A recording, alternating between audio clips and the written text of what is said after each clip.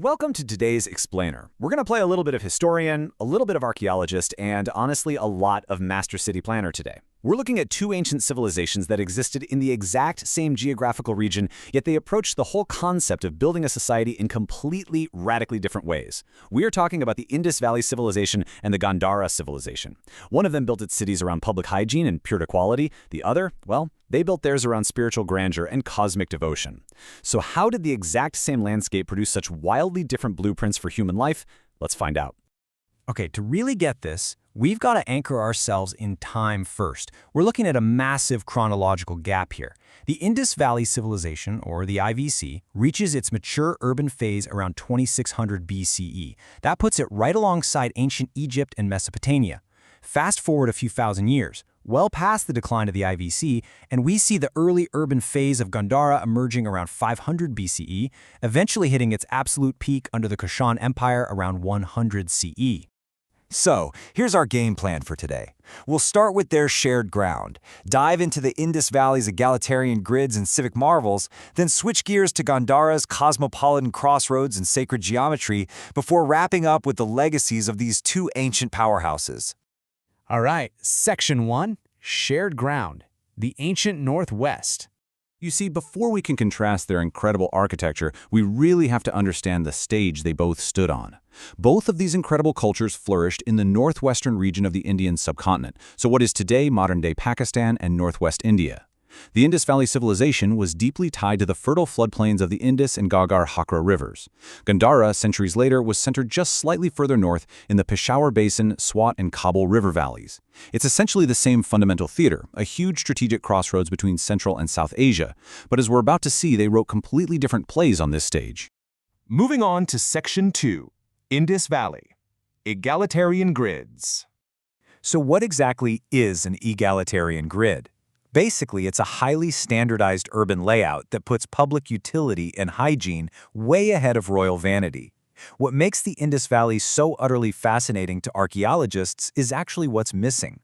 Unlike Egypt or Mesopotamia, we haven't found any massive palaces. There are no towering royal monuments, no massive distinct temples. The archaeological evidence points to an entirely indigenous, gridiron town planning system driven by a focus on public welfare, not some centralized autocratic king demanding monuments to himself. These builders were incredibly methodical. Their streets were perfectly aligned north to south and east to west. And this wasn't just for looks. It actually allowed the wind to naturally sweep the streets clean. Pretty genius, right? But the real hero of Harappan engineering is the standardized baked brick. No matter where you were in this vast civilization, the bricks were manufactured in a strict 4:2:1 ratio.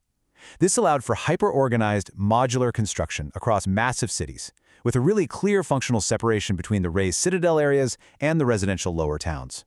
700 plus. Let that sink in for a second. That is the number of brick-lined cylindrical wells we've discovered in the city of Mohenjo-Daro alone. Think about that.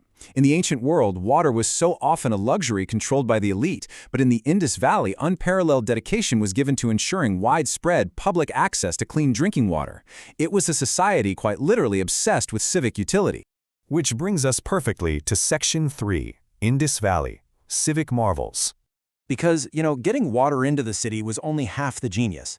Getting it out is where they absolutely shined. In Ivy City, almost every single home had a bathroom.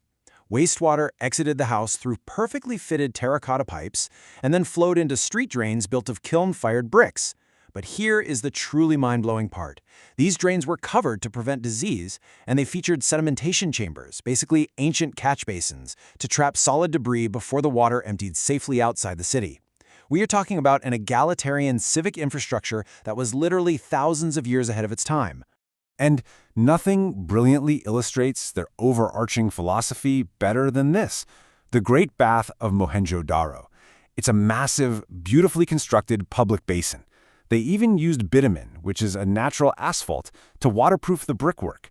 It perfectly captures their cultural emphasis on hygiene and, perhaps, a form of ritual purity. Their greatest monuments weren't tombs for kings. They were baths for the people. All right, let's fast forward a bit. Section 4, Gandhara, Cosmopolitan Crossroads. When we look at Gandhara's later evolution, the entire blueprint of society essentially turns inside out. Right off the bat, the very building blocks change.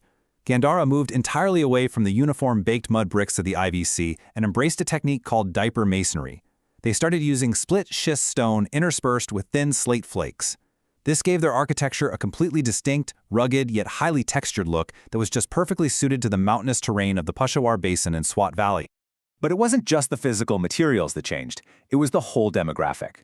As you can see here, Gandhara was a major hub on the ancient Silk Road. Thanks to conquest by everyone from the Persians to Alexander the Great's Greeks, all the way to the Kushan Empire, Gandhara became this absolute melting pot. They built a cosmopolitan, multi-ethnic society and a sculptural tradition that seamlessly fused local Indian Buddhist concepts with Persian and Hellenistic or Greco-Roman art styles. It was an incredibly globally connected, outward-facing culture. Section 5. Gandhara, the sacred geometry. Now, what's really fascinating about this slide is the direct contrast. We've established that the IVC was all about civic utility, covered drains, and functional uniformity. Gandhara, on the other hand, was zoned almost entirely around religious monumentalism. Their key structures weren't baths and drains, they were massive Buddhist stupas and sprawling monastic complexes like Dharmarajika. Their art wasn't just functional, it was this highly expressive Greco-Buddhist fusion. And at the very heart of this distinct zoning was the stupa. Originally just a simple earthen burial mound, this evolved into a staggering multi-tiered monument used to house sacred Buddhist relics. These stupas completely dominated the skyline. For example, ancient pilgrims described the Kanishka stupa in Peshawar as a towering wooden pagoda reaching hundreds of feet into the air. The city was no longer just a practical place to live, it was a physical, architectural map of spiritual devotion. Surrounding these stupas were massive monastic complexes, sites like Takhta Bahai, Budkara, and Jolyon.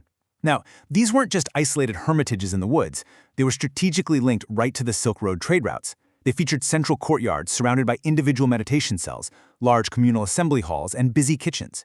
They served as spiritual sanctuaries for sure, but also as hostels and financial hubs for traveling merchants. And everywhere you looked in these complexes, you would see that incredible syncretic art, like statues of the Buddha draped in very distinct Hellenistic Greek-style togas. Finally, Section 6. Legacies of two civilizations, foundations of the future. So what did they actually leave behind? Well, their legacies are just as radically different as their city plans. The Indus Valley Civilization stands today as a mysterious pioneer of egalitarian engineering. I mean, they mastered urban hygiene and grid planning centuries before the rest of the world even caught on.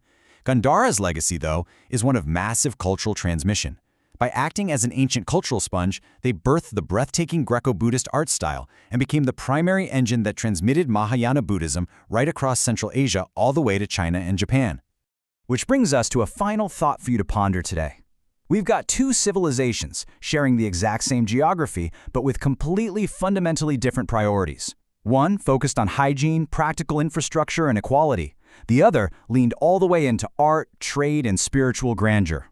As we look at our own modern cities today, often struggling with both crumbling infrastructure and a loss of community identity, which ancient blueprint do you think holds the key to the cities of tomorrow? Thanks for joining me on this explainer, and keep questioning the world around you.